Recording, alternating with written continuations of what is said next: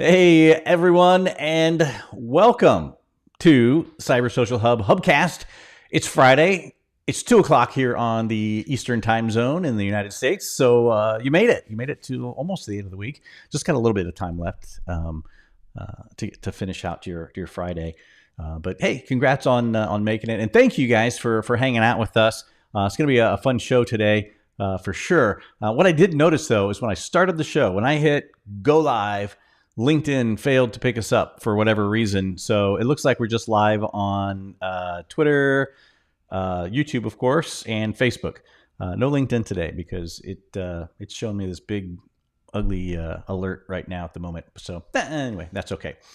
Hey, real quick, we got a couple things that are going on within Cyber Social Hub. I'd like to catch up on these things as much as I can. Number one, if you're a member of Cyber Social Hub and you're here right at this moment, hit that like button. Even if you're watching in the replay, hit the like button. And if you're not, why not? It's 100% free. Yeah, we send you emails. That's really the only cost that's involved in it. We'll send you some emails. If you don't like those, just opt out. Really that simple, right? So it's relevant stuff that we try to send you, try to keep you up to date on the latest stuff that's going on in the industry. Webinars, we alert you of all the free webinars that we do or help host with our partners, things like that. Right now, the two things that we do have going on, and I'm not sure if there's any seats left in this one because I only had like 45 seats for the PFIC conference. That's coming up here in a week, 2 weeks, maybe something like that. 2 weeks, I think. And she only gave us she gave us 50 seats to give away scholarships because we're partners with them. And I think the last count was 60 people. So I don't know. You can still try. It's in Cyber Social Hub. Again, sign up, go free. You'll see it over there on the, the left-hand column. If you're on our mobile app, go down to the lower, right corner? Sorry, I'm trying to left and right on this screen. It's messing me up. If you switch down to that, then you'll see it. Hit the menu button, and then it'll pop up free scholarships to the virtual event. If you want to go to the live event, I'm sure Amber over at Pearman will let you go, but you got to pick up hotel and travel. We're not going to pay for that stuff. Sorry. Just the way it is. It's going to be Nashville, right? Why not go down there, right? Sure, it should be a lot of fun. And the second thing that we going on is actually Pearman's kind of a double sponsor this month, which is a funny thing because we also have a gift card going out for them. You have to play, what is it? It's Star Wars. No, it's not Star Wars. Oh, goodness. I almost made a huge mistake. Star Trek and DFIR Trivia. So trivia is always fun to play. You can go sign up, answer the questions, and we'll pull out a winner. And I think it's Megan, correct me if I'm wrong here, but I think it's a $100 gift card from Amazon, something like that. Yeah, Star Trek and DFIR trivia is what Megan says, so we know that's got to be true at this point. Whoa, what happened? Why did it just get real small? There we go. Sorry, I got some weird stuff going on today. Today's gonna be a technology day. I can just feel it. And that's good because I might need a new computer, and I got just the guy that can help us out with that. If I can find his button, where's Manny's button? There's Manny's button. There's Manny's button. There's Manny. How are you, Manny? Good. How's it going? Good, man. For those of you guys who don't know Manny, gosh, Manny, how long have I known you now? A couple days? I don't know. It's been a long time. 15? Yeah, we've been in the industry a long time. So, yeah. And man, he's just all around good person. There's people saying hi to you. Oh, man, he said Mark Johnson there just says, let me pull this back down here and get it where it's supposed to be. Says, Manny just built a new system for me. So there you go. Oh, yeah. It's headed his way. Oh, there you go. I don't steal it in the process because they're good machines. So awesome stuff. Awesome, Mark. Thanks for hanging out with us today. Should be a lot of fun. So, Manny, obviously you've been involved in hardware for a very long time, but there's a side that people may not know about you, how you got started in digital investigation industry. Can you tell us a little bit about that, how that whole thing happened? Yeah, sure. So I started with Gwinnett County Police Department, 1997, and of course did the typical thing, worked the road, then went to precinct detective, then went upstairs to what they called, CID. So I did the white collar crime thing for a little while, and then within white collar crime was the computer forensics lab they had an opening, and I was already doing computer stuff. So they were like, "Hey, you're up next. Get in there." So started in there, and just did the thing that a lot of us have done, like working cases in the lab. Went through IASIS in 2008. Got my CFCE in 2009. Mm-hmm. Went through, the courses a lot of us go through in law enforcement, and Yeah. just progressed on through there. Yeah. ISIS Yeah. is no joke either. It's not an easy cert to get by any means. It's tough. It's great though. Yeah. Oh, that's a great crew, great bunch of people down there. Now I didn't see you at ISIS this year. I think No, you left right before I did. we were on opposite times, but the year before I saw you down there, and it was a big crew down there this year, wasn't it? It was massive. Yeah. Yeah, I mean, Yeah. I think it was like 350 people in that training room. If you guys hasn't had a chance to go through the ISIS training or look at it yet, then I'd highly recommend it. It's really good stuff. I went through. I remember what year it was. 07, 06, something like that. Yeah, I still got all the books in one of my storage rooms, and my wife was Oh starting to yeah. throw it all away. And I'm like, they're like the huge oversized binders that are like this wide. That's right. Yeah, there's like one for like one every couple. What is it? One a week? I forget how many I have back there now. I haven't opened that box in a while. It's Yeah. brings back some scary times anyway. uh, so Yeah. how did you get into, if anyone doesn't know you, they know you're the guy to go to with hardware questions. So how did Yeah. you get started there? Away from the actual investigations side of things to kind of supplying the success to investigators, making their life a little bit easier. Yeah. So I started computers in, I think, 1986, and of course just kept going and going, and then eventually, you're working on them, then you start wanting to build one. So I think I built my first one early 90s time frame. And then when I was in the computer forensics lab, uh, I was building the machines. Like, we had systems in there, but of course, you get your budget for the year, and so I was building machines, and I just kept building and building and building machines. And then in around 2014 is when I built my first, like, marketplace type forensic workstation. So Nice, very cool, and that's where it went ever since, huh?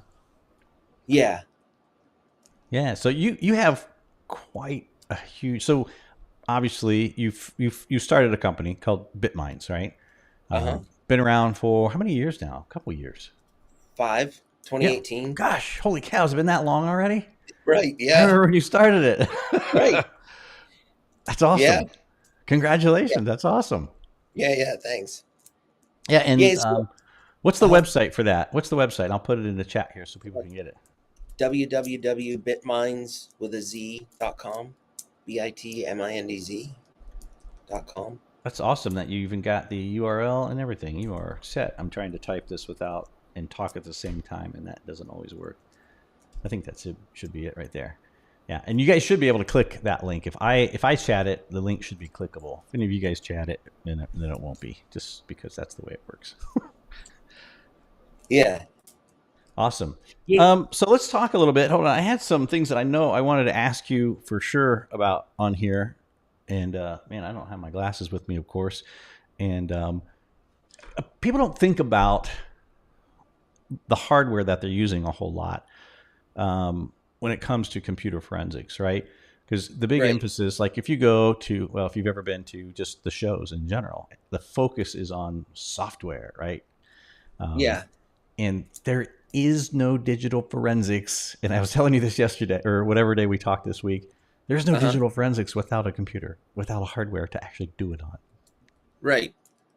Not Right. Right. happening. And people don't Yeah. forget. People Exactly. forget that's really important. You got to have those things and you want it to be, of good quality, right? And that's what a lot of people don't don't grasp. So can we talk about that a little bit? And because you told me a couple stories, and I don't want to mention any of the big box companies by name, um, but some people are buying big boxes. Is that right?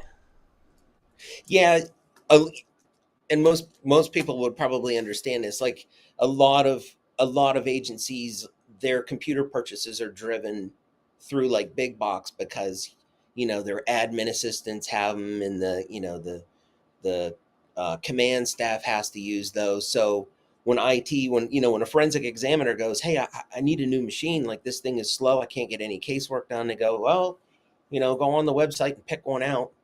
We'll buy it because that's who's signed up with the county or the city or state or whoever, Right. and they'll just go on and they get one of those type of systems, and it's just not geared towards like forensic use. I mean, it's a good system, but it's not geared towards like multiple drives, super fast processors, fast RAM, ability to upgrade it, ability to work on it, change things, add new hardware, Right. that And type of stuff. and nothing against IT folks, but they don't necessarily understand the requirements for Right. it. It's not like you're going to be doing Excel or too much of Excel. You might be, but I mean, not like it's not the core use of this machine. It's going to be like beating the crap out of your hard drives and your RAM. It's going to like constantly churning. Right. Yeah. Yeah. Yeah. Go ahead. Yeah, exactly. And then they start to use the machine, and it's just not geared towards it. It's just it underperforms. Then the examiner gets frustrated, and it just kind of turns bad. Yeah. So, what would you say? Um, and I don't, and I apologize for listeners in the past. Sometimes I title some of these hubcasts what they are, and then I get so interested in another topic to talk to the guest about, and I go down the wrong rabbit hole. So, I want to make sure I stay with the appropriate title on this. And a couple of things people need to consider. What would you say? Whatever number that you want to talk about, and we'll just go down that list when picking out a digital investigative machine, because obviously, they're going to be different from whether you're doing like hardcore computer versus maybe I don't know. It's been a long time since I've done a mobile case anymore, so I'm sure they're starting to get a little bit more intensive to Oh do. yeah. But like an OSINT case, maybe not so much. So, what do you think are some of the key things that folks need to consider before they go out and buy a machine, or if they're building their own, or they could just buy it from you? But what would be something to consider? Yeah. I think that the biggest thing is quality of the components you have in there. You know, it's nice to buy a Ferrari or a Porsche, but if it has, like and nothing against Ford, but if you put a Ford engine in a Ferrari or a Porsche, it's not going to get you your 200 mile an hour performance. So if you don't buy good components like a good motherboard, and then things like cooling to keep that processor cool so that it's not overheating and then blue screen in the machine or just shutting it down. Good RAM. If you buy just, you know, most people in our industry, I think I've seen RAM sticks. Like if you just get those little green RAM sticks without like the heat shield and they're not real good quality, they're not going to perform like really good quality desktop RAM. You could get you can get errors in the calculations, which is the difference between like ECC RAM and like non ECC or like gaming RAM. So I think first thing, to me at least, is having quality components in the system. hmm So it means like the if you see the brand like Fu Manchu or something like that, probably not. Probably want to stay away from that, right? Yeah, I've seen I I've hope that's seen a not a real lot of brand. But those yeah. lately. What's that? I've seen a lot of those lately. A lot of no name stuff coming out. Yeah. Like on Amazon and some of the other websites. There's a lot of just no name motherboards. Like to me, that's probably the most important thing, because if your motherboard doesn't have features like USB 3.2 Gen 2 times 2 or like Thunderbolt 4, multiple NVMe slots that don't disable other slots on the board or step down your PCIe lanes. Like, I'm fully geeking out already, but Yeah, I know it. I know you're totally nerding out. And that yeah, those things are important though, because like you just mentioned, like some of the features that are being used on a motherboard could shut down your other lanes, right? Because they're taking up resources. Is that accurate? And people don't realize it. They think, oh, it's got this many slots of this many slots of this, and I could just use them all at the same time. right. And that's not Yeah, happening. yeah, right. No, you can't. You have to pay. You really have to pay attention to it. Like, it really is kind of. I mean, it's not rocket science, obviously, but it can you can get pretty deep in the weeds quick with it, because some boards, and I've seen them. Some boards may have 4 NVMe slots for the little new NVMe sticks, but if you put an NVMe on the wrong slot, it can disable half your SATA. So you bought a board that had 8 SATA ports, but now you only have 4 because you put a stick in the wrong slot, because the board's Oh using wow. part of that part of that bus to run the NVMe rather than SATA. Oh wow. See, I would have never even Yeah. considered any of that stuff. That's why I don't. Like I said, I Yeah. think I built a couple gaming rigs back when I was in my early 20s, so that was a long time ago. Yes, they did have computers 30 years ago, people, just for the record. Oh yeah. Oh yeah.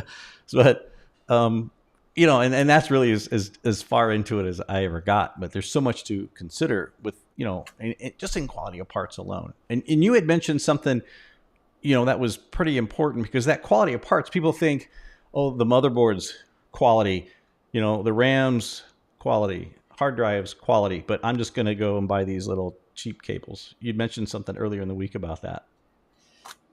Yeah, you can. I mean, you can end up buying cheap cables. You think you're saving a buck, but you buy some cheap cables. I mean, I don't know how many times, even the good quality cables that I buy, every once in a while you'll have a bad cable and it'll throw all kinds of weird errors with the machine. Like, you'll think everything is great, and in testing the machine, I'll transfer data back and forth to make sure the speeds are where they need to be when I'm testing the machine, to make sure it's good before shipping it out. But I've even seen bad SATA cables or bad USB cables, where you think it's something weird like the board, or Mm-hmm. you think something's going on, that's like several $100 fix. You pull that cable or you pull that drive and trace it back to like a bad cable, and it'll cause you all kinds of issues. So I never use, like, I'm sure the cables that come in the motherboard, like the SATA cables that come in the motherboard boxes, are probably fine for most users, but I Mm-hmm. don't even use those. They just go in a bag out to the user. They can go in there, they can use it to build their kids' gaming system. So you do give it to them. You just throw it into the bag because you don't want them, right? Yeah, Otherwise, you'd probably have a room full of those things by now. right. Oh yeah. Yeah. It makes sense. Makes perfect sense to do it that way. Yeah. Um, let's talk a little bit about and I want to get to the machines. I see a few of them sitting behind you, and it's funny. I'm going to call you out, Manny, just because I love you, brother. Um, I literally asked Manny to do this week, like last minute, right? I was like last Yeah. minute, and man, thank you, number one, for coming on the show and Yeah. filling that spot for me. I really appreciate it. Yeah. But his back wall was completely blank. There was nothing there. And now look, man, he's got all kinds of cool stuff back there, and I want to Oh get to yeah. those things here in a little bit. But I want to talk a little bit about the uh, cases, right? Because you've always, as long as I've known you, that's been everyone's got their like, and I may be wrong, but they're passionate about things, and you always talk about cases, always. So tell us a little bit about that and the importance of the cases and kind of the work and stuff that you're doing on your own. Right. Yeah, so all the cases, including, like, oh, that's Vader. Yeah. All the cases, I should say 90% of the cases I build from the ground up myself. I work with a team out in California. I can go out there. I sit down with the salesman, and then he has an engineer that's in the same building, and I'll tell him, hey, I need the case, this size, these specs. I want it to be good quality hardware. We need to account for like cooling in the front, and I need these fans, or I need, um, you know, whatever I go through and ask them for. We'll sit down and figure it out. And then what happens is they'll send me a 2D drawing. Well, they send me 2D first, then I get 3D drawings, and then we put that into prototype. So I like designing them from the ground up. I don't like just picking a machine like a case off the shelf, because one, it the case a lot of the cases that are like off the shelf, they're for gaming. Like they're not you're losing like those 5 1/4 bays. Like if anybody out there that's an examiner, if they have those, the bays that are just like a bay that's in the front, we're losing those out of cases. Not only that, there's just, a lot of them are just, they're plastic and glass with some aluminum. The ones I have, they're all steel. I design Mm-hmm. them with, I design them with fans on the door. Sure, a window's nice. It's pretty because, yeah, you get to see your components. But for me, like, I like having the fans on the doors because these GPUs are running hot. Like these newer, the 40 series GPUs, they're running hot. So I put fans on the doors. There's fans on the top of the system on the inside. So I design pretty much all of the chassis from the ground up myself. Oh, nice. Nice. Yeah, I'm kind of looking around on your website too as you were talking, and I can see the vents for the fans. There's one of them. Now you have a series called Rocket Box, right? That you have Yes. abbreviated out, and there's one of them I see on there with literally on just one side. There's like 4 fans humming along out of the side of that thing. Yeah. That's Yeah. insane. I put Noctua fans on there. To me, they're the best fans there are. You can put these cheap $5 fans on them, but eventually those fans are going to burn out, and then you have somebody calling you saying, "Hey, thanks for the nice, bright, pretty color fans, but they didn't last. I need a new fan." Then they call another month. I need another fan. The Noctua fans. I don't think I've ever had one go bad. Really, Yeah, they're just. They just run forever. really, just powerhouses, huh? Oh yeah. That's pretty cool. So you're designing your own stuff essentially, right? I mean, you're not the math hmm guy going in there, but you're telling them, hey, where things need to be, um, just for the nature of how where the machines typically have faulted in the past, back when. So you're kind of helping work that airflow issues, getting all that stuff taken care of. That's pretty Right. awesome, dude. That's really awesome. Yeah. Yeah, Yeah. I'm looking at some of these designs, and man, there's some massive machines on here. If you guys get a chance, go head over there and check it out. Yeah. It really helps to be in. And Kevin, I know you'll be aware of this. You'll fully understand this. It really helps to have done the job and sat in the chair and actually worked exams Mm-hmm. to kind of know like what you need in the machine rather than just thinking about what you need in the machine.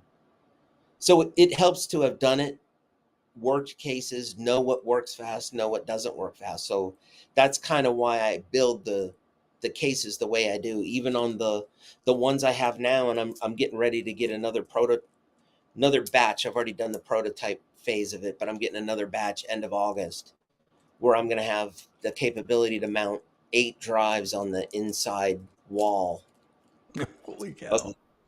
yeah. So it helps because some people don't care about storage. Some people, they just want speed. Some people want both. So you have to be able to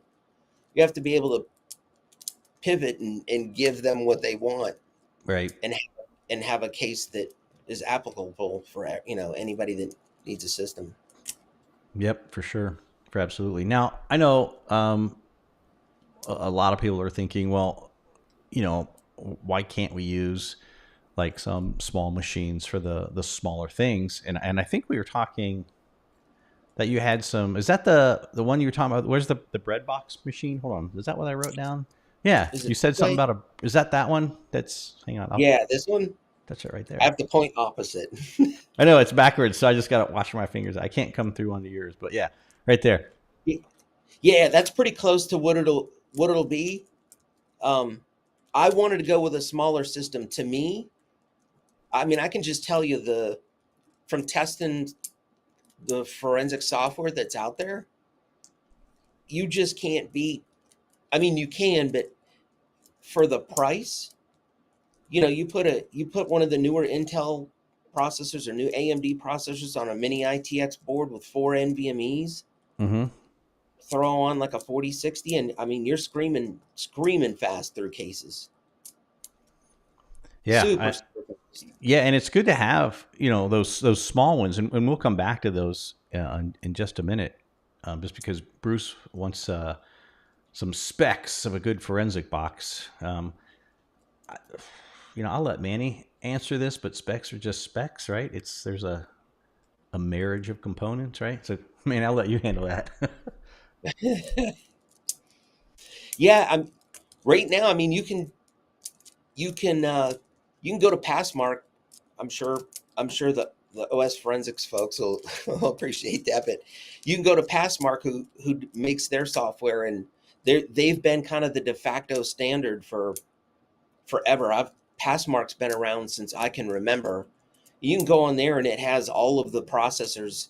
And I know from talking to the CEO of that company who's in Australia, those people that are benchmarking those processors that are on there, those are like they have a contest. Like they all sit. That's like I feel like that's their job. Like they sit in the basement somewhere and they're all trying to get the top score. You know. That's funny. So it's good to go to that website and look at the benchmark scores, and typically that's a good starting place because I always say this: numbers don't lie. Like a benchmark score is not. You can't. Sure, you could change the number, but numbers don't lie. So like you look at those, and your Intel 13900s right now are just killing it. The AMD 7950s and 7950 X3D are killing it with the speeds, and it's Really, cheap to me. I mean, they're $600. that is Like, that's pretty cheap. Yeah. yeah, gone are the days where these dual Xeon rigs, they're slow. They don't perform well. Hmm. Couple Z, I mean, they do. I like Xeon processors with certain software packages. Great for that, but for like the people running Celebrite, Belkasoft, Magnet, Oxygen, all the basic X-Ways, all the basic mainstream, Mm-hmm. those Intel 13900s and 7950s, I mean, they're just screaming faster with that data. Wow. Yeah, and that's another thing that people don't consider because some of the software is written differently on how it accesses, either the CPU or the RAM, and you take the time to test some of those, right? Yeah, I work pretty close with a lot of the software companies and actually have licenses of the software. Mm-hmm. And I'll use like a standard image, like a NIST image that you can download, or sometimes I'll use their images. Mm-hmm. And pretty much every time I build out like a new system, a new like combined solution, Mm-hmm. I'll use the software and benchmark it because I want to know where it's at. Like I want to know where it's at based on like the last box I built or the one before that. So I keep a constant spreadsheet, and I try to keep the variables the same. Like I know you can't completely change, like keep them all consistent, but I do my best to keep it consistent, to keep it more of like in my head like a scientific process. If you're Right. just changing the processor and the NVMe's around but keeping everything else the same, you can get a pretty good idea of how fast a processor is. And in combination with NVMe's or rated SSDs. Right. And one of the things I never knew, and people tend to sometimes blame the hardware on things that are not the hardware's fault. It's like some software is only written to take advantage of a couple threads or cores when there's many cores available, but it still is only taking advantage because that's the way it's written, right? So, I mean, people have to be aware of a lot of those things um, that can occur, right? It's like, oh, I bought this like multi-million core system, and it's still no faster than the other one. It's like, yeah, because it's only using so many. Maybe you should have got a bigger processor. Is that the case? Does that actually happen? Yeah, it's that, and also going back to the Xeon processors. Back when I was at my agency, I was using it like that. Ncase was our. I started with Ncase 5, Mm-hmm. and Yep. so we had dual Xeon machines in there, and it.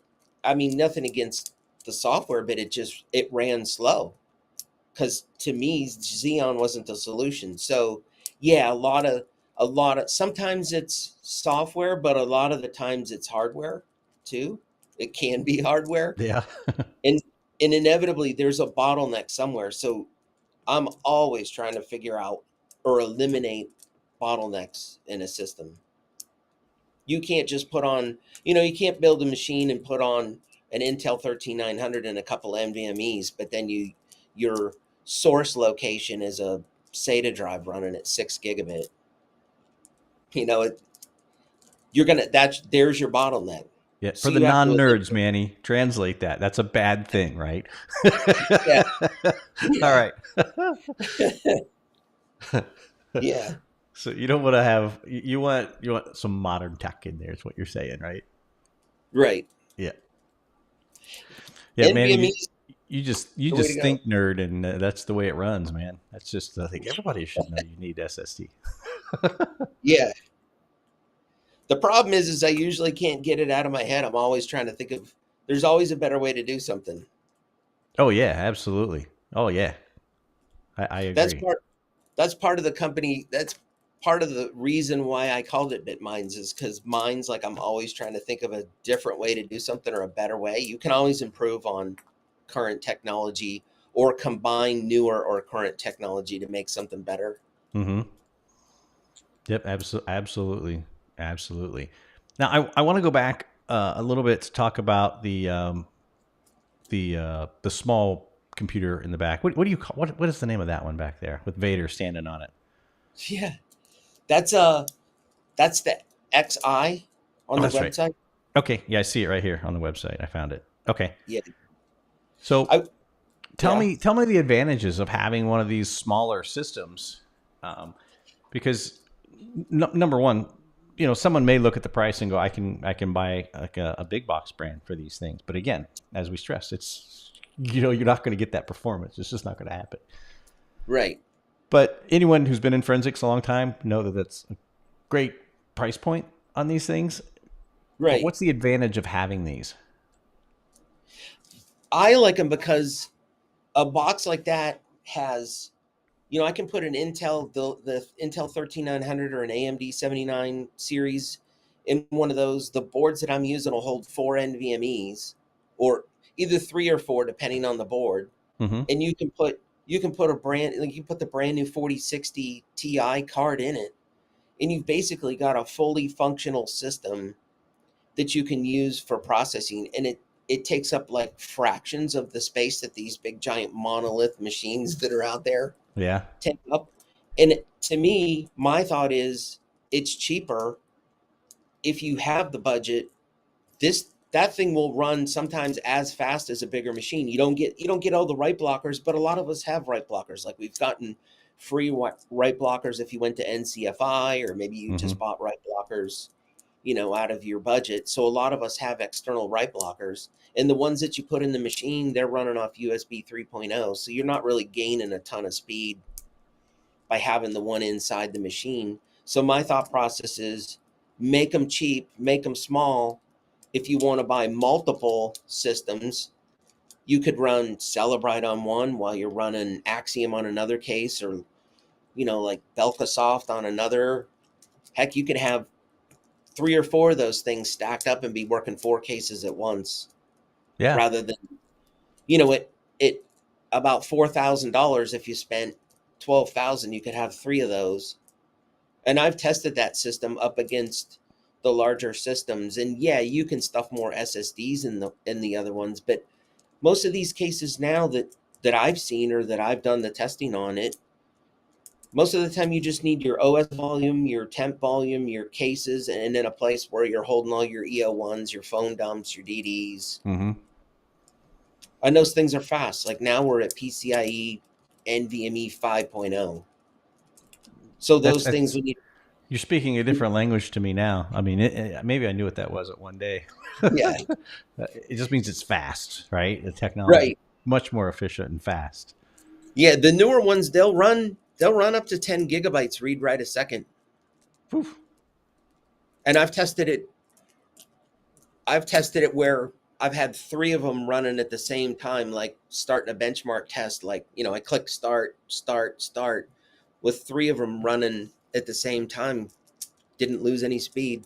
Hmm. They were all running consistently where they should be. That's pretty awesome. That's Right. pretty awesome. So the advantage of these small machines is that you can be running multiple cases, because if you're churning away at something on one of the big machines, which, still great to have, you can't really do anything else because Yeah, it's churning I that remember that working those. case. Yeah. Yeah. I mean, you go out in the field, you serve a search warrant, you come back with who knows how many terabytes worth of data. Yeah. You make all the images loaded up and hit start, and then you're just kind of, oh, what am I doing for the rest of the day? You know? Right. It's kind of it's the only thing that compared when I was in law enforcement to firefighters, right? They'd sit around in the fire station all day. I'd get to sit in the lab all day when something was churning. I couldn't have to do a Right. whole lot while that was happening. Yeah. And a lot of even these smaller ones, a lot of them now have Thunderbolt 4, which that runs at 40 gigabit, not gigabyte, but 40 gigabit per second. So if you get yourself a Thunderbolt 3 or 4 enclosure for the larger files, yeah, the SATA drive inside's going to run slower, but I mean, you're good. Like you're still going to have fast speeds for your processing. Yep. Yep. I got a couple Thunderbolt 4 attachments here. I was just kind of tinkering around. I realized my GoPro does not like the Thunderbolt 4 connector for some reason. It's the same stinking thing. I don't understand. Anyway, it didn't Yeah. like it. If I step it down to the 3, it's just fine. Works fine. So maybe I got a Yeah. bad cable. I don't have another 4 cable to test it with. So See? pulling junk off of Case it. in point about the cables. Yeah. This wasn't a bad cable. Well, it was pluggable. It's not bad. I mean, it's Oh yeah, pluggables, good stuff. yeah, that's why I was surprised. That's usually all I get is that. But anyway, it might be a bad cable, or it might be this. This had a firmware update in it too, so something might have happened Yeah. with it. But it is what it is. So hey, I forgot to tell you guys, since I'm getting all kinds of alerts from LinkedIn saying that people are trying to look at your page, but you're not there. Sorry, we're not broadcasting out there. If they can't hear us anyway, so we can talk bad about all the people trying to watch us on LinkedIn right now. Something happened. We couldn't broadcast to it. If you are on Twitter watching us or Facebook, we can get the messages in. But come over to YouTube. That's where our home's at for right now, at least in hopefully we never get banned from here. And so you just got to tell Manny to watch what he says is all.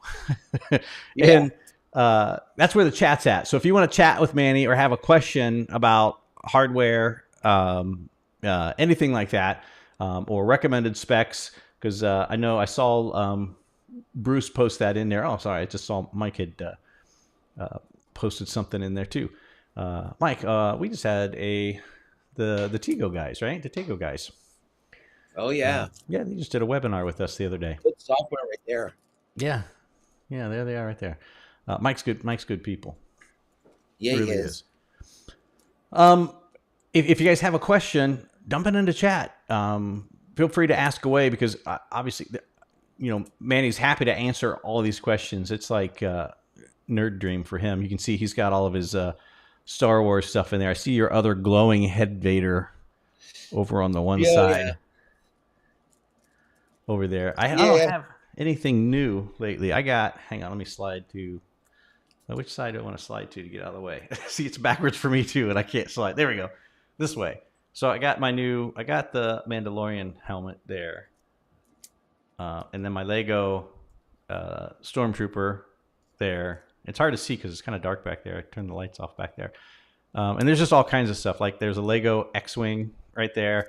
And that right there, Amber from Parabon got my wife this, and she's not a Star Wars fan in the slightest. It's hard to see. It's R2D2, and it's actually, you can pull its head off, and they're measuring cups. It's R2D2 comes all apart, and each piece is a separate measuring cup, like tablespoon, teaspoon. And I was like, that's freaking awesome. So I stole that from my wife. Right. And then I think I've shown this before. I've got that. My kids got me this for Christmas, and I still have yet to put it together. Oh yeah, I got the Vader one. I'm waiting.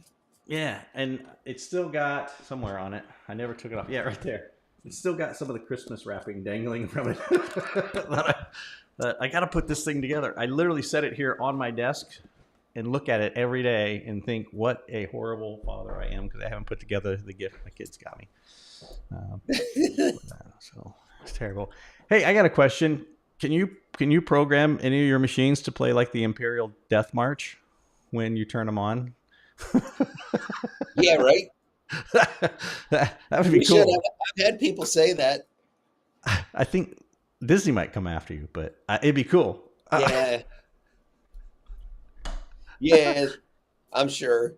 Yeah, they had just to tell a funny quick story here away from the main topic is that we use a piece of software, and Megan, who's down in the group, can attest to it. We had this software. It was AI software, and it was, I don't want to call anybody out here. Yeah, forget it. I'll just do it. It's Jasper, and we still have it's called Jasper now, but it wasn't always. It was called Jarvis. Was the name of the software, and it was AI software. It's been out for a while now, and Disney issued them a cease and desist letter. They weren't playing around, man. So that's why it's called Jarvis now, or Jasper now. 100%. Yeah, they got on one of their. They wrote a blog about it. It was pretty funny. Those guys were good sports about it. They laughed, and they were like, "Sorry, Disney, please don't." Yeah, please don't sue us into oblivion. We're just a little company. It was pretty great. So you do got to watch that stuff, unfortunately, because they will come after you. Yeah. So what do you got behind you? Tell us about these machines you got back there. Yeah. So this one here. The big monster, right? Yeah. Well, it's actually, I mean, it kind of looks big in the camera, but it's maybe about 13, 14 inches tall. Oh, okay. I started shrinking the machines down. No need for the big overgrown machines. When I started out, we were in a makeshift janitor's closet. And a lot of people don't, I mean, I keep hearing the same story. Like it's over and over again at these different agencies. They're in a small little room because they decided they needed a forensics team, and they put us in the room. You know, they're jamming people in these rooms. So I'm trying to make them smaller so that you actually have room to have, you know, like your forensic box and a laptop and maybe your little NAS that you got on the desk and some write blockers. Like you just run out of room too fast. So I think smaller on these cases is, to me, better. Mm-hmm. Unless you're doing a lot of, I mean, there's always people out there that need heavy processing, heavy storage, and I can accommodate that easy. It's just, right. You know, a lot of the users now, they're ripping through cases and triaging and churning out results to the DA's office or, you know, solicitor's office, and they're done. Yeah. Now, can you walk through some of the components you got, like in those bays on that one? Just tell everybody what's kind of in there. I know it's probably boring for you because you see this stuff every day and you're like, No. I see this every day. Why would anyone care? But not everyone kind of goes into the machines. Yeah, it's still not boring. Top one is Ape USB 3.0. Oh, wow. I had this one. It's got my logo on it. I had it specially designed. Half of it runs on one controller, half runs on the other controller. So you don't have all 8 ports running through the same controller. I think splitting them up is better. But I did that one mostly because I wanted to have a bay for dongles. Mm-hmm. It's also practical when you're not using that, so that you have some data. It's good data transfer speeds. Sure. And then the one below it is USB 2 or 3.2 Gen 2. So 10 gigabit per second on those. So double Oh, the wow. speed as the one on the top. So two Type A ports, two Type C ports. Uh-huh. Okay, so the 3.2 are Type C ports. Is that what they are? Sorry, I'm brushing up on my terminology here. Yeah, no, no, you good. The second one down is two Type A ports, two Oh, Type okay. C ports. Oh, I gotcha. Okay, I gotcha. Yeah, it running at 10 gigabit. But all of those ports are running at that speed? Yeah, this second one down. Oh, that's a pretty awesome. Okay. Yeah, yeah, yeah. What else we got Then there? then next one down is I go with the Logicube Write Protect Bay. Uh-huh. I like it better than the Tableau. I mean, I'm just personally, just myself, and I'll tell you why. Because I've tested it. Logicube will do. It has everything. It'll do FireWire, USB, SATA, SAS, IDE, NVMe, M2. It does everything. Wow. And Firewire. then That's some I haven't heard that term in a while. right, But you can still find a device, right? I mean, they're still out there. yeah. And then I like it because you can do two drives at once. Like you can image two SATA drives at the same time. There's two Huh. power ports. A lot of people don't know that. Oh, I So to didn't know. me, I think that's great. Like I remember the days where, you had a 10 terabyte drive because you got it on a search warrant. You come back to the office, you set that thing to go. You only do one at a time. With these, you Mm. can do two drives at the same time. So you set it, leave, come back, and in the morning, you know, maybe they're both done, just depending on the drive sizes. Sure. So I like that one. Um, the next slot down, I had this designed specifically because, well, for two reasons. A lot of these newer boards, they're getting rid of the SATA ports, like because everything's going to NVMe because NVMe is so fast. Mm-hmm. They're getting rid of a lot of SATA ports on the board. So I had that design because a lot of the times, like if you use a 4-bay, which we'll get to, and you use another drive, sometimes you only have four ports on the board for SATA. So I designed this one as like a slot where you can take a drive. I have one in here. You take like your standard drive and you have like your connection ports. You Yeah. take it, put it in backwards, and then you can just make your connections straight to the drive there. Oh, nice.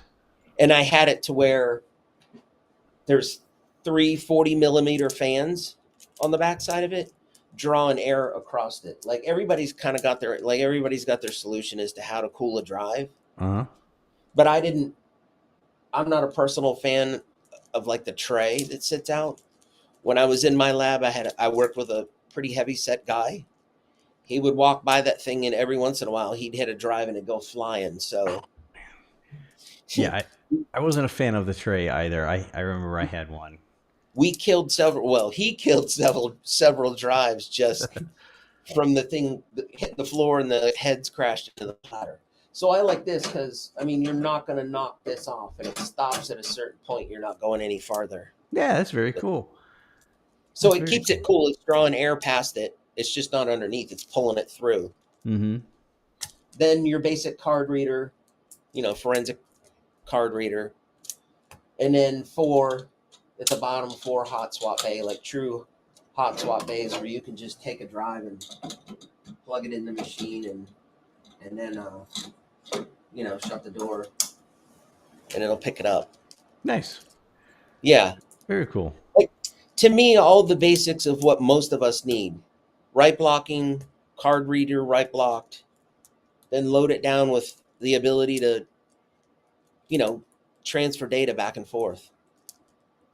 Because a Very lot of the fast. time, yeah, a lot of the times I feel like what examiners are doing now is some of them will image with like a Logicube Neo, or they'll image with like a Tola, or all the other like external devices out there. Mm-hmm. They'll make all their images with that, walk up to a machine and plug it in and transfer the data over and start going.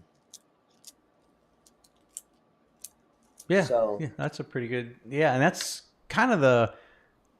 I mean, when I look at that machine there, it looks like a standard forensic machine to me. Obviously, with a lot of extra bells and whistles. I really like that drive. bay you built on Yeah. the front. That's pretty sweet. And you said there's 3 fans inside there to help keep that. Yeah, on the back side of it, I put, because I try to think of problems that are like whenever I'm designing something, I try to think of what are the problems that are gonna come up. Mm-hmm. And I just in my head I envision people saying, "Well, that's nice, but my drive's gonna overheat."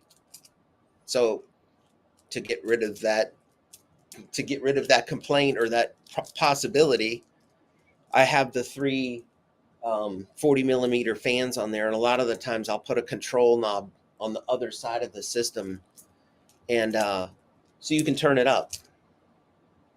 I mean, Hmm. I keep it turned down, but if you turn it up, it's like it'll sound like a jet engine. I put the high quality like server fans in it. Oh yeah. Yeah, That's pretty awesome. That's really awesome. yeah, Now I have a question. Again, it's been so long since I know anything about building this machine, so I don't know what is in, what works, what doesn't. But they used to. I remember on the gaming machines, people were always talking about liquid cooled was the like thing, but that's been a long time ago, I'm sure. But is that still a yeah, thing, or is yeah. that I pretty maybe? much do all liquid cooled. Oh, okay. Well, see, there, something I didn't learn. These new, like your new AMD 79 series, they are hot. They run super hot. And if you don't put proper cooling in there or you put a liquid cooler that can't handle it, what'll happen is it's called heat soak, like the gamers called it that, where the process runs so hot the radiator can't get the liquid cool enough. Mm-hmm. So it's basically just circulating hot fluid over and over and over. And Oh. you're running hot, you're staying hot. Now, what is that used to cool then? Is that mainly the CPU, or do you use it for? Is it GPU also, or does the GPUs handle their own? Yeah, that's usually for CPU. I mean, the GPUs have liquid cooling on them. Most of them now, even if I run stuff, and I know you're kind of a hash cat guru, but Used like to be. with like with like with Passware, Elcomsoft, Hashcat, a lot of these GPUs, that's actually what this system is. Mm-hmm. It's just like a small. It has a 4090 in it. It even with the newer password cracking software, these newer cards, they're running pretty cool. Like the way I'm designing them in the box and using the appropriate fans in it. Mm-hmm. Yeah, liquid cooling's great, but a lot of the times you can't get your hands on the cards, and when you do, they're not cost effective. Like a 4090s, it's $2,000, but if you try to get one that's liquid cooled, you could be $2,500, $3,000, and you're already you're already cutting into what people think would be too high. Like if you're it's outpricing the machine. Heck yeah! Wow, Yeah, that's insane. right. And that's just the C or the GPU, right? Oh yeah, That's insane. it's nothing to pay $2,000 for a 4090. Oh my gosh, see, I've been out of it too long. Like, wow.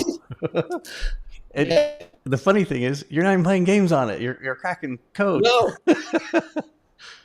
But the great thing is with a machine like this, I mean, I brought this in from the lab floor. It's a customer's machine, but I wanted to show it off because I kind of like it. This one I didn't design, but it's a stock case, but I love it. It's kind of nice.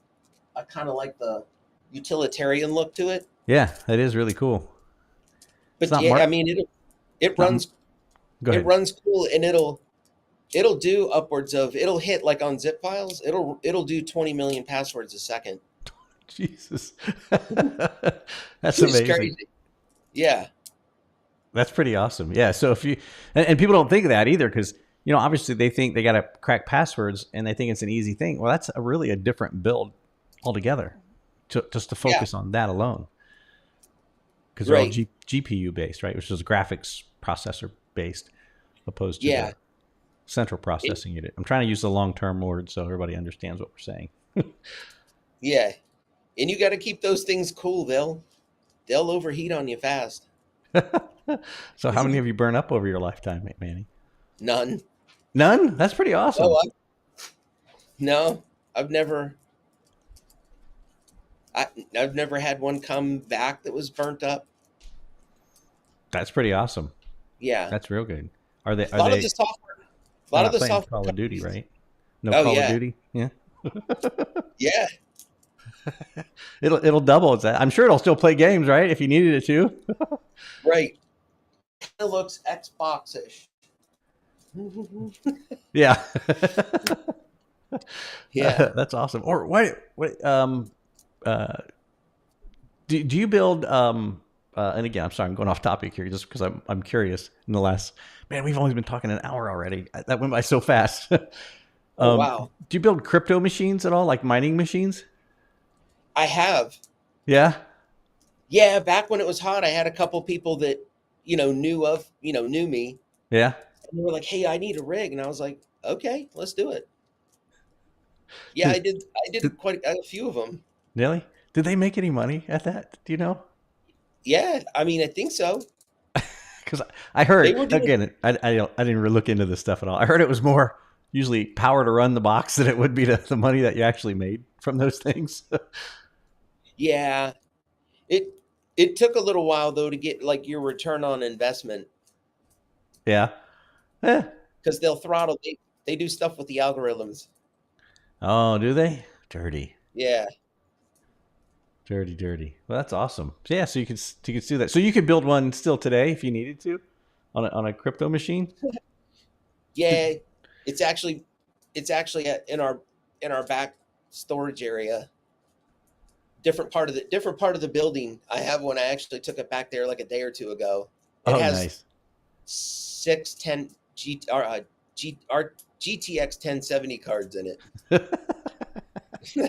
10 of them. Yeah. No, six of them. 6 of them. Oh, God, still a lot. Yeah. That's still a lot. I'm guessing you don't need a space heater there in the office. Your probably heating bill's probably pretty low if you're running that thing. Oh yeah. No. Yeah. Even even with this thing, it heats up. Yeah. It'll pour out some heat. That's too funny. All right. Yeah. So finally, what's that? I can't see what that thing setting next to it on that other computer, the one, the graphics one, that little thing that's set next to it. Nope. Yeah. That's kind of the. Oh, The here. the middle machine. Oh, That this is one. just my little Oh, it's a swag. flyer. Gotcha. I couldn't Yeah. see. I couldn't tell what that was Oh yeah. because I got your screen too small. I'm sorry. Yeah. But yeah, and then that one is kind of the little workhorse, right? That'll do pretty much everything. Yeah. Kind of like the little. I call it a bread box machine because to me it just reminds me of like a small little square boxy type thing. But this thing will hold four NVMe's, and there's like the micro ITX board has four SATA ports on it, so you can put like two SATA drives in it. A Say that would 40, have to be a small board. Is it like rectangle shaped? Is that what the yeah, board like is? kind of like maybe the size of a bigger like napkin. Huh. That's Yeah, crazy. That's small. yeah, And you could super get a couple fast of though. those things and run various. You could be running multiple cases. Yeah, Well, for me, I was a one man shop. Well, eventually we grew to 2 to 3 man shop, but that'd be awesome to have like a couple different stations of you just processing different stuff down the line. right, right. Because I mean, sometimes you're running one software package. Sometimes you have to use another software package to process another case. Like, yeah, you can use the same tool all the time, but most of us don't. Mm-hmm. Most of us, it's, oh, I got to rip this one with Celebrite, and then Right. I've got one going with Axiom right now, or Belkasoft, or whatever you have in your lab. So Yeah. I do it because you can. I like the workflow of Hmm. being able to have multiple machines. Yeah, and that really makes sense. I mean, and for the price, I mean, now granted, you can get a couple of these for essentially the price you can get for, maybe two, maybe one of the big ones. One of the big ones you can get maybe two or three Yeah, of those, right? yeah. Depending on the machine you're looking at. And I've tested them with the software. They're just as fast if you buy a bigger machine, but you're not paying. Right blockers are expensive. They're $1,000 a piece. For a right blocker, Yeah, you can tell I haven't had to buy this stuff in a long time. yeah, I remember when they were just like like $100 or $200, yeah. and they were like, I don't know, I don't even have one of my old ones sitting here. No, I don't have one on my desk. But Yeah, they were small little things too, and now they're right. $1,000, huh? Yeah, Or is that the internal kind that you're talking about? it is. I mean, it Okay. does a lot, but you're Yeah. paying for it. Yeah. Well, I mean, it's unfortunately one of the things that are kind of the necessities that you need. Um, when you're acquiring data, you just got to have it. Yeah, One of those things. yeah, Well, right. Manny, it is like 3 o'clock. Is there something that you wanted to talk about that I did not bring up? I didn't realize we were going to go so far and long. It always happens though.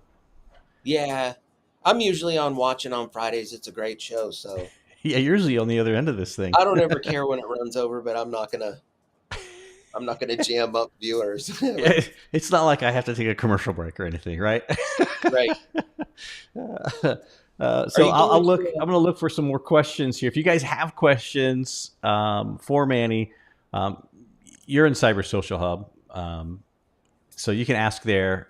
You could go to the Bitmines website and go there. Manny at Bitmines. There you go. There's Manny's email address. I see there's a contact on the page as well. Reach out to him there, and I tell you what, you're always willing to talk nerd stuff with computers. Um, Oh yeah, for sure, that's like your I tell people that all the time when we go to conferences. I mean, we're going to. Are you going to Pasadena? yeah Techno West? yeah. I just yeah we're headed out there. Yeah, we'll be there. That's why I'm trying to figure out how to minimize my setup. You've seen my setup in Oh in yeah. the East. It's pretty Uh huh. big. It's a lot of stuff we have to ship out to those conferences, like all the mic stands. It's too Oh, it's much. professional. It's like a Yeah, road show. yeah. Shipping alone was costing me $1 billion. It seemed like just to ship that stuff out because it's so Right. heavy. There's nothing light about any of this stuff.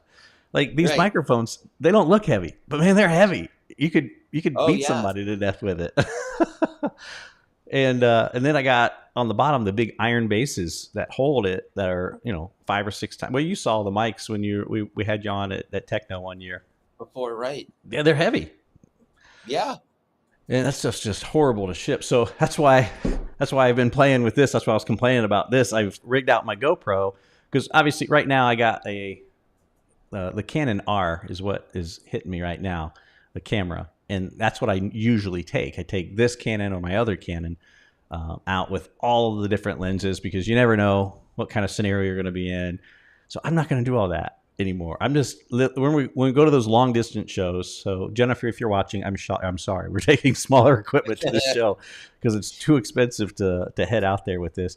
So I'm gonna try to get away with this, and then I have did I set it down? Yeah, and then I have this. So if I can get away with just these things now instead of like 3 crates of stuff, I'd be so happy. But That's we're like gonna a try it. backpack worth. Yeah. What you got there, throw it in a backpack, right? You're done. Yeah, or carry on luggage instead of like thousands of dollars to ship it out to the West Coast and back. Yeah. And then I got to buy insurance on it because just just the camera. And it's like it's not cheap. So, Right. I'm dumb, but I like the quality of it. I really do. I mean, Yeah. I'm a snob when it comes to the quality. I really like it. Oh, there's a question for you right here, Manny. And this one's really important. I'm going to put it up on the screen. You can probably see it on your screen here. So here it is. Red lightsaber or purple lightsaber. Those are your only two choices, apparently, you get. Red. All right. So I actually you got Darth was. Vader all in the background, you Sith Lord. Yeah. That was one of my birthday gifts. Was the Vader lightsaber. Really? Straight. Yeah. The Disney. I forget the shopping Lake. What is it? Lake Buena Vista. When we went to IASIS this year. Oh, yeah. Yeah. Hold on a second. I'm going to go off camera for just a sec. I'm going to yell at you from the other side of the room. All right. Because the last part is just going to be a nerd. Whoop, hang on, not too far. Oh, I get going too fast in this chair. So hold on, is a lightsaber in here. This was the building experience. Did you? Oh, you were there this year at that year at IASIS when I went to that. Yeah, My family that's for when I got Father's Day. hooked on it. You had What's it at the that? booth. That's when Oh, I got that's right. hooked on it. You were at the booth. That's right. I totally remember that now. I'm gonna try to get this thing out of here. I'm sure the batteries are dead in it, but it's kind of a Vader-ish looking hilt that's on this thing, Yeah, and then this thing's heavy. It's no joke. It's yeah, it's like solid. But yeah, this was yeah. It's an impact weapon. yeah, for sure. I seriously doubt it'll come on. No, the batteries are completely dead in it, but I like it because it's a quick release on it, and you just got the hilt. Yeah, that's it. Yeah, but this thing is solid. I mean, I don't know if you can hear that or not, but you could hurt somebody with this thing for sure. So yeah, I was so nerded out by this. This one's green, by the way, Joe. Yeah, I remember. But inside of here, you can change, and they have these little kyber crystals that you can change out, and you just put the different colors in, and it changes the blade color. So I got a blue one too, just because I was torn between Qui-Gon and Obi-Wan. You know, I was torn. I didn't know what I wanted. We're nerds like that, though. That's the way it works. So that's what we left the end of the show for, was Star Wars stuff. Yeah. Yeah, right. Where's your red one at? You got a red one, you said? Oh, it's at the house. I need to bring it in. Oh yeah. We just expanded into a new building, so that's right. You did say that. You kind of grew out. You took me for a little tour. Yes, or not yesterday. Day before, sometime this week. It's Friday already. I can't believe it. Right. And you got quite the establishment going on there. You got several different workstations of people just building machines. That's all they're doing. Yeah. Yeah. Constant. Yeah, I have a great staff. They put in a lot of hard work and dedication. That's awesome. So I got to throw out a special thanks to them for making all that happen, right? Right.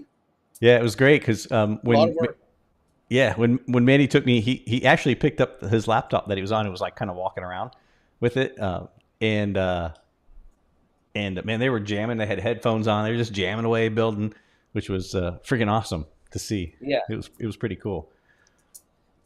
Yeah. Joe says green's a good color. Yeah, here we go. It is. It is. That's why it's. Yeah, I like green. So. All right. Anyone have any other questions for Manny? If not, man, it is 8 minutes after 3 o'clock. I appreciate you guys hanging out. There's a lot of you that hung out for the live one for this long. That's pretty good. And hopefully, if you need any clarification on any of the stuff that Manny was talking about, man, he's happy to help you out there. If you haven't had a chance, if you haven't had a chance to go check out his Rocket Box series, make sure you head over to bitmines.com. Because your current computer that you're using, how many times you've complained about it, now's the time to go and fix that problem. You can go get a new one and do it. These machines are stinking awesome. Just start building Mac, Manny, and I'll buy from you, brother. Right. if I don't know if they'd like that too much. No, I don't think they would either. What are those? What are the fake Macs called? I forget. They're there's a name specifically for them, and I cannot remember. It's a funny little name too that they used because the guys are installing it on regular hardware. Well, the Intel now when they could, but now they've changed it again to the M1, M2 processors, and I don't think you can install. You can do that again. Right. I can't remember what it's called. Anyway, I'll remember it and I'll put it in the show notes. Hackintosh? Yes, that's it. Hackintosh. Yeah. That's absolutely it. That's great. I forgot all about the name. Yeah, it's called a Hackintosh because obviously it's unsupported by Apple, but they work from what I understand. They did, yeah. That's pretty stinking awesome. I may or may have not tried that. All right, Manny. Well, I'm going to wrap up here. So thank you so much. Don't go anywhere. I'm going to talk to you here right after in the post show. But everyone else, thanks so much for hanging out. If you got any questions for Manny, drop them here. Head over to bitmines.com. He's happy to answer anything that you might have. Until next week, I will see you guys later. Manny, again, thanks so much for filling in. I really appreciate it. Thank you. Yeah. Thanks everybody for showing up. Thanks.